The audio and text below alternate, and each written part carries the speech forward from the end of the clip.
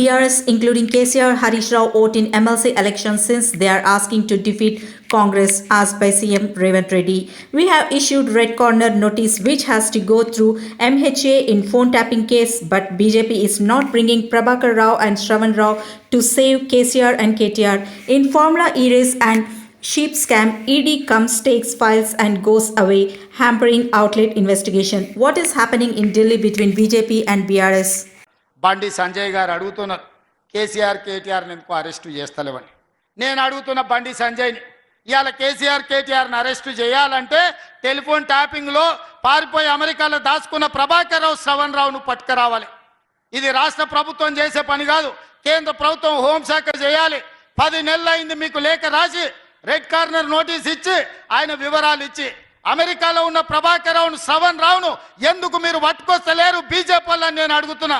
మీ చీకటి ఒప్పందంలో భాగంగా కాదా ఈరోజు ప్రభాకర్ రావు, శ్రవణ్ రావును తెలంగాణకు పట్టుకొస్తే కేసీఆర్ కేటీఆర్ జైల్లో ఉండాలి, చెర్లపల్లిలో చిప్పకూడు తినాలి. కాబట్టే ఢిల్లీకి వచ్చి చీకట్ల మీ కాళ్ళు పట్టుకుంటే మీరు కాపాడి ప్రభాకర్ రావును, ఇవాళ శ్రవణ్ రావును అమెరికాలో దాచిపెట్టింది నువ్వు కాదా బండి సంజయ్ గారు.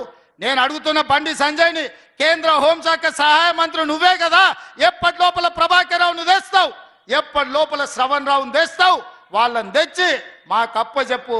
కేసీఆర్ కేటీఆర్ని అరెస్టు చేస్తామా లేదా మేము చెప్తాం. మేము గొర్రెల స్కామ్ జరిగితే మేము కేసు కడితే ఉన్న పేపర్లన్నీ ఈడీ తీసుకుపోయింది. మేము ఫార్ములా ఈ-రేస్ కార్ల కుంభకోణం కోట్ల రూపాయలు దేశాలు దాటి ఇతర దేశాలకు కేటీఆర్ తరలిస్తే మేము కేసు కట్టంగానే ఈడీ ఆ పేపర్లు కూడా తీసుకుపోయింది. నేను అడుగుతున్న బండి సంజయ్ని, ఈడీ కూడా నీ కిందనే వస్తుంది. ఫార్ములా ఈ-రేస్లో కేటీఆర్ని ఈడీలు ఎప్పుడప్పుడు అరెస్ట్ చేస్తారో చెప్పు. గొర్రెల స్కీమ్లో బీఆర్ఎస్ వాళ్ళని మీరు ఎప్పుడు అరెస్ట్ చేస్తారో చెప్పుండ్రి. విదేశాలలో టెలిఫోన్ ట్యాపింగ్లో ఉన్న ప్రభాకర్ రావును, శ్రవణ్ రావును ఎప్పుడు తీసుకొస్తావో చెప్పుర్రి. మేమేమో కేసులు కట్టాలి, మీరు ఆ కాగితాలు సంకలు పెట్టి తీసుకెళ్ళి చీకట్ల ఢిల్లీకి పిలుచుకొని మీరు వాళ్ళతోని గూడుపుటాన్ని చేసి, టెలిఫోన్ ట్యాపింగ్ ఏమో పార్లమెంట్ ఎన్నికలల్లో లెక్కలు సెట్ చేసుకురు.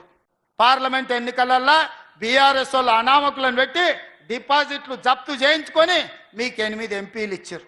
ఇప్పుడు ఫార్ములా ఈ-రేస్ అదేవిధంగా గొర్రెల స్కీమ్ని అడ్డం పెట్టి ఇవాళ ఎమ్మెల్సీ ఎన్నికలలో అభ్యర్థి పెట్టకుండా మీరిద్దరు కలిసి ఒప్పందం చేసుకున్నారు. ఇదేనా అని నేను అడుగుతున్న బండి సంజయ్ గారిని.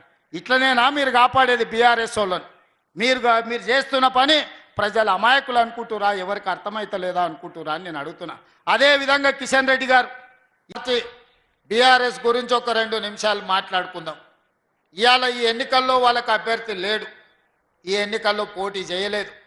కానీ హరీష్ రావు గారు, కేటీఆర్ గారు, టీఆర్ఎస్ నాయకులు కాంగ్రెస్ పార్టీని ఓడించండి, కాంగ్రెస్ పార్టీని మీరు ఎట్లనన్నా చేసి కింద పడేయండి అని వాళ్ళు విజ్ఞప్తి చేస్తున్నారు.